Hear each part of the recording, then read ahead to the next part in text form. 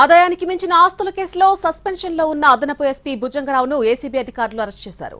నాంపల్లి ప్రత్యేక ఏసీబీ కోర్టులో హాజరుపరిచారు. ఇవాళ ఆయన ఇల్లుతో పాటు బంధువుల ఇళ్లలో కూడా తనిఖీలు చేసిన అధికారులు భారీగా అక్రమాస్తులు కూడబెట్టినట్టుగా గుర్తించారు. సూర్యాపేట, నల్గొండ జిల్లాల్లో 27.29 ఎకరాల వ్యవసాయ భూమి, 5 ఓపెన్ ప్లాట్లు, 2 ఇళ్లు, హైదరాబాద్ లో ఒక కమర్షియల్ భవనానికి సంబంధించిన పత్రాలను స్వాధీనం చేసుకున్నారు. కేజీ బంగారు ఆభరణాలు బ్యాంకు ఖాతాల్లో డిపాజిట్లున్నట్టుగా కూడా గుర్తించారు ఏసీబీ అధికారులు.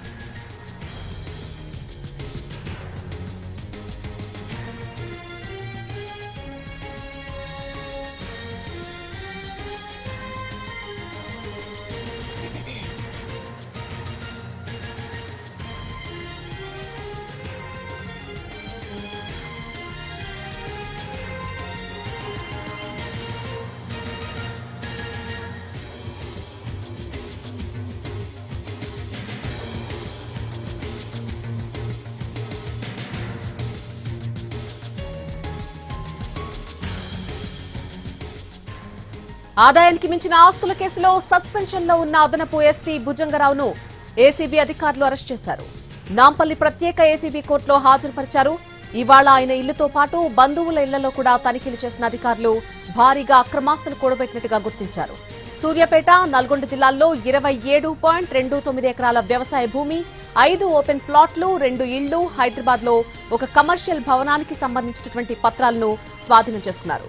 కేజీ బంగారు ఆభరణాలు బ్యాంకు ఖాతాల్లో డిపాజిట్లు కూడా ఉన్నట్టుగా గుర్తించారు ఏసీబీ అధికారులు.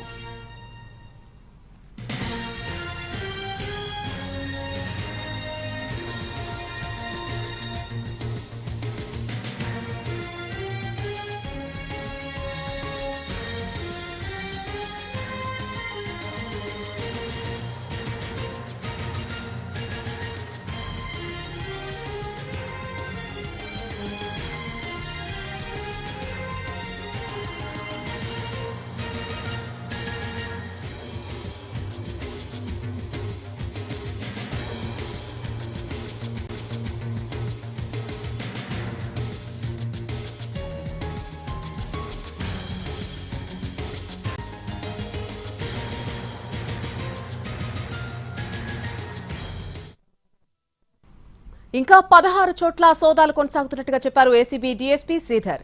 భుజంగరావు అక్రమాస్తులపై దర్యాప్తు కొనసాగుతుందని చెప్పారు. భుజంగరావు బినామీలపై కూడా చర్యలు తీసుకుంటున్నామంటున్న ఏసీబీ డీఎస్పీ శ్రీధర్తో మా ప్రతినిధి Kiran face to face.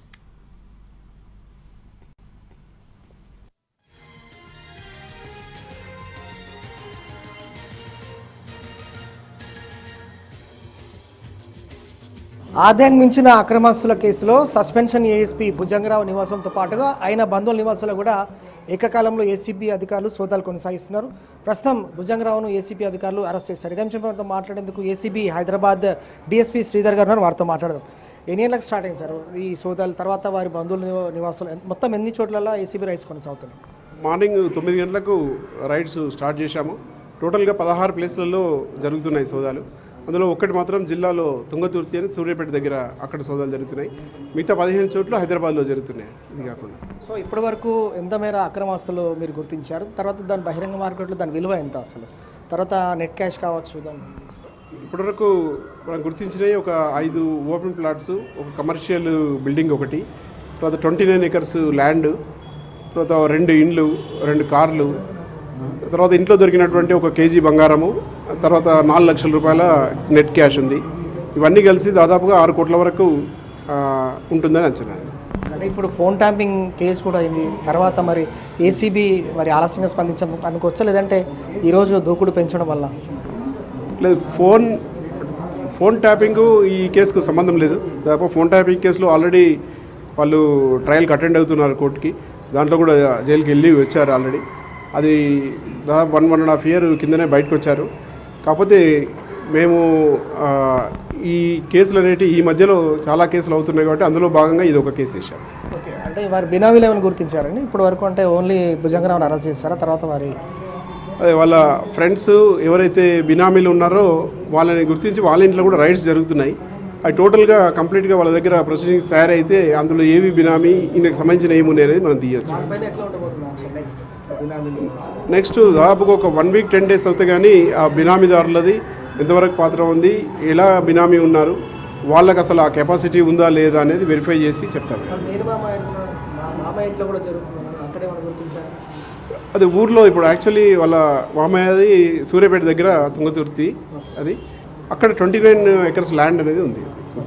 Already 2 years నుంచి సస్పెన్షన్ ఉంది. ఇప్పుడు మేము చేసేది కూడా అంతా కూడా సస్పెన్షన్ కంటే ముందు సంపాదించిన ఆస్తుల గురించే చేస్తున్నాం. సో భుజంగరావును ఏసీబీ అధికారులు అరెస్ట్ చేశారు. అతన్ని దగ్గర కూడా అంటే ఇటు నగదుతో పాటుగా కిలో బంగారము, తర్వాత కమర్షియల్ కాంప్లెక్స్ సంబంధించిన విలువైన డాక్యుమెంట్స్, తర్వాత వ్యవసాయ భూమి, ఇదంతా కూడా అక్రమాస్తులకు సంబంధించి సుమారు బహిరంగ మార్కెట్లో 6 కోట్ల పైచిలకు ఉంటుందని చెప్తున్నారు. సో బినామీల పైన కూడా యాక్షన్ ఉండబోతుంది. సో మొత్తంగా కూడా సస్పెన్షన్కి బిఫోర్ అక్రమాస్తులకు సంబంధించి ఏదైతే సంపాదించారో భుజంగరావు సస్పెన్షన్ ఏఎస్పీ, దాని ఆధారంగా వేసి చేసుకొని ఏసీబీ అధికారులు సోదాలు కొనసాగిస్తున్నారు. సోదాలు ప్రస్తుతం అయితే ముగిసినట్లే. భుజంగరావును అరెస్ట్ చేసి నాంపల్లి కోర్టులో ప్రవేశపెట్టి రిమాండ్ తరలించున్నారు ఏసీబీ అధికారులు. వీడియో జర్నలిస్ట్ సుభాష్, నేను ఎన్టీవీ, హైదరాబాద్.